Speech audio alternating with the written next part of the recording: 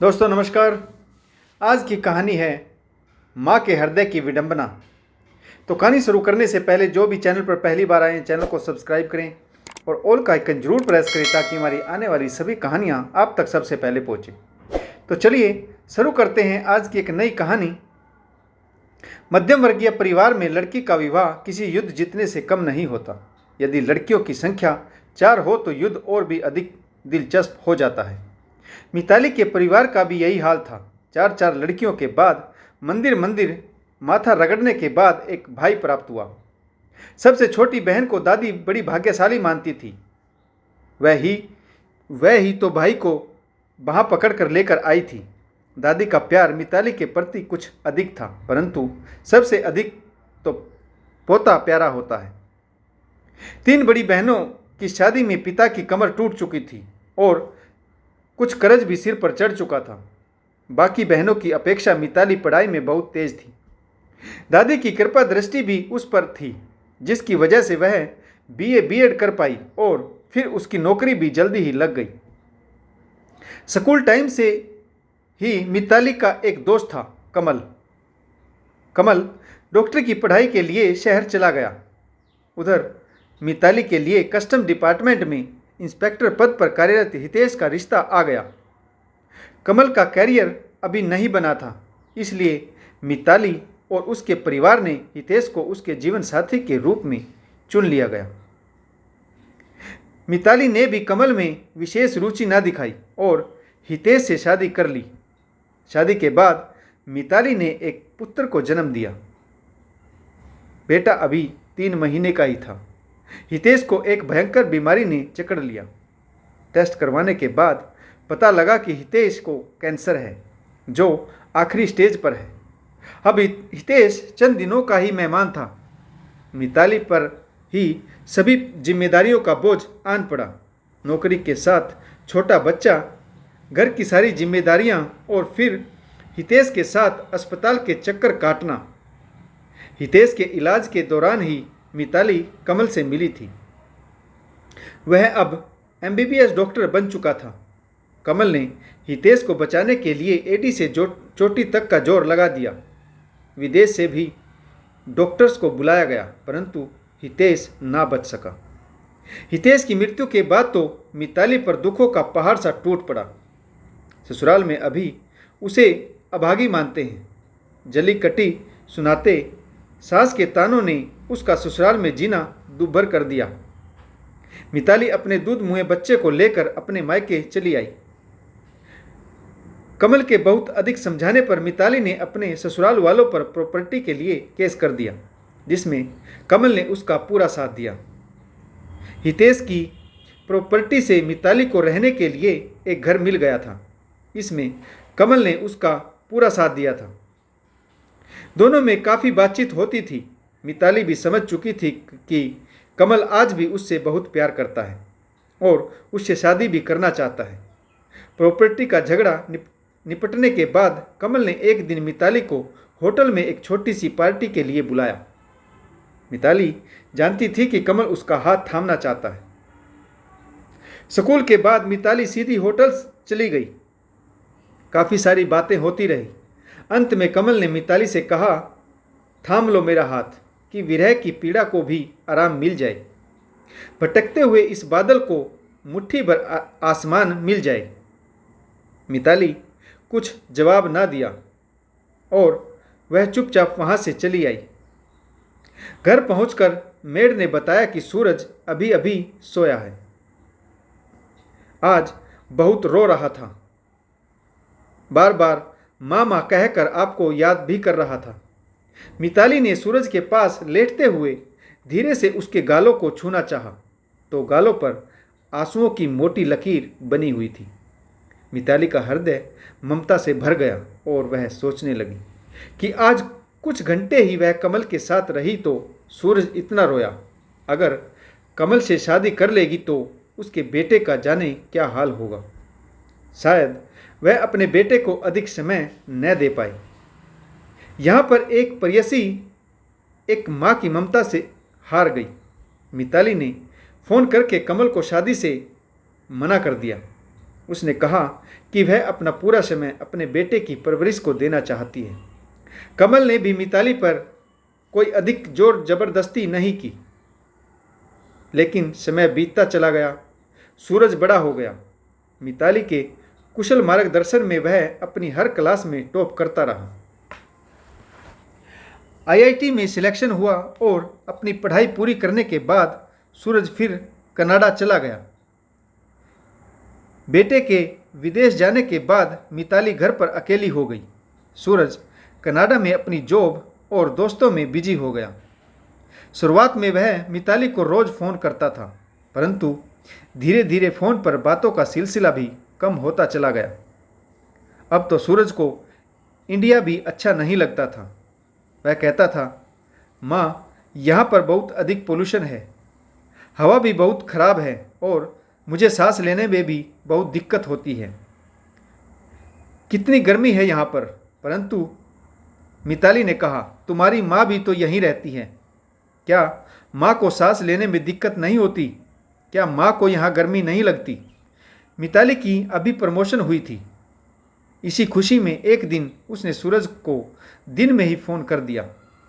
वह अपने काम में बहुत बिजी था। उसने माँ को गुस्से से डांटते हुए बोला, माँ, तुम किसी भी समय फ़ोन कर देती हो, यह इंडिया नहीं है। तुमसे कितनी बार कहा है मुझे फ़ोन ना किया करो। मेरे पास जब समय होगा मैं स्वयं तुम्हें फ़ोन कर लूँगा। और कितने फ़ोन करूँ तुम्हें, कितनी बातें करूँ तुमसे।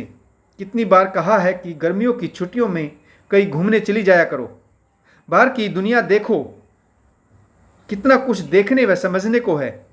बाहर घूमो, एंजॉय करो। अभी तुम सिर्फ 48 साल की ही हुई हो, कोई बूढ़ी नहीं हो गई हो।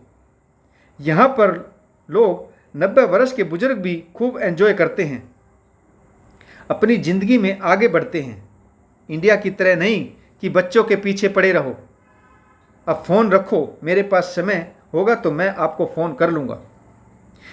मिताली सूरज की बातें सुनकर ठगी सी रह गई। कितनी बातें करता था बचपन में। एक बात को 10 बार कहता था तो मैं 10 बार ही सुनती थी।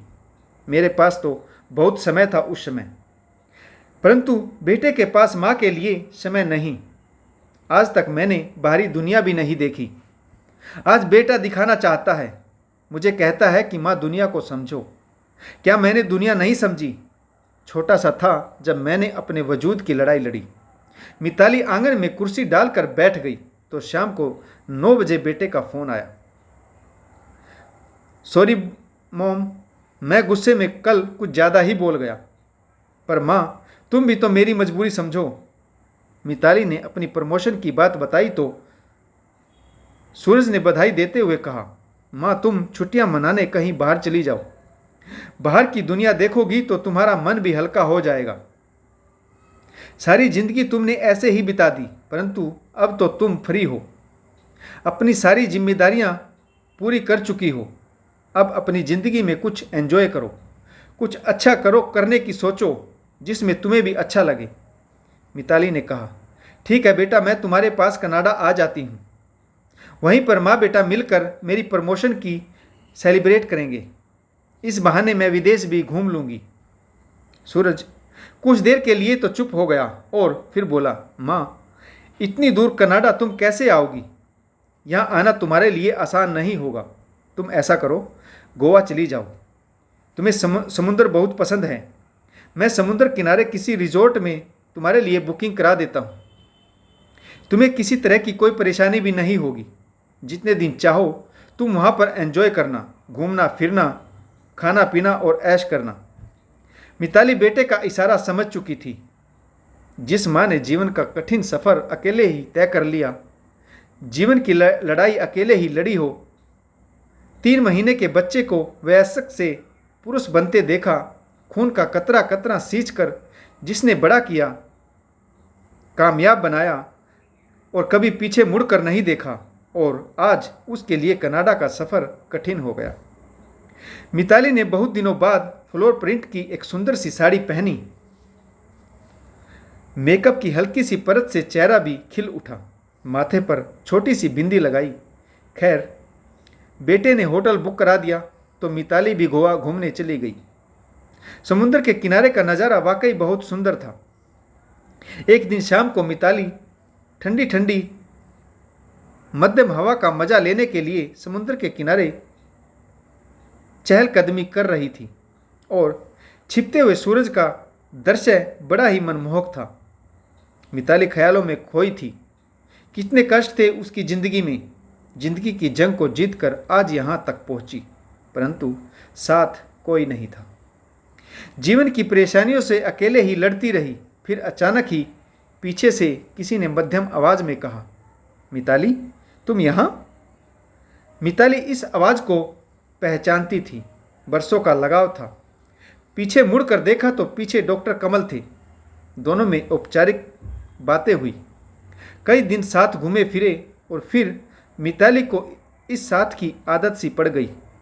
डॉक्टर कमल ने कहा, एक बार फिर मिताली को शादी के लिए प्रपोज किया। उसने कहा कि मैं आज भी उसी मोड़ पर खड़ा हूँ जहाँ तुम छोड़कर गई थी। थाम लो मेरा हाथ, इस मुसाफिर को मंजिल मिल जाएगी। मिताली अकेले ही जीवन का बोझ ढोते ढोते थक चुकी थी। बेटे ने भी तो कहा था, माँ तुम बूढ़ी नहीं हुई हो, घर से बाहर निकलो, दुनिया को देखो, बहुत कुछ देखने और समझने लायक है। मिताली ने कमल का हाथ थाम लिया, परंतु मन में समाज का डर था, लोग क्या कहेंगे। डॉक्टर कमल ने समझाया, मिताली लोग क्या कहेंगे इसके बारे में चिंता मत करो। लोगों का काम कहना है। समाज तो उस समय भी बातें बनाता जब तुम युवा थी और अकेले ही अपने जीवन की कठिनाइयों से लड़ रही थी। कोई भी समाज का ठेकेदार तुम्हारा साथ देने नहीं आया था। समाज तो क्या, यहाँ तो अपनों ने भी तुम्हारा साथ छोड़ दिया था। मिताली थोड़ी सी जिंदगी तो अपने लिए भी जी कर देखो। कमल की बातों से मिताली को बहुत सहारा मिला।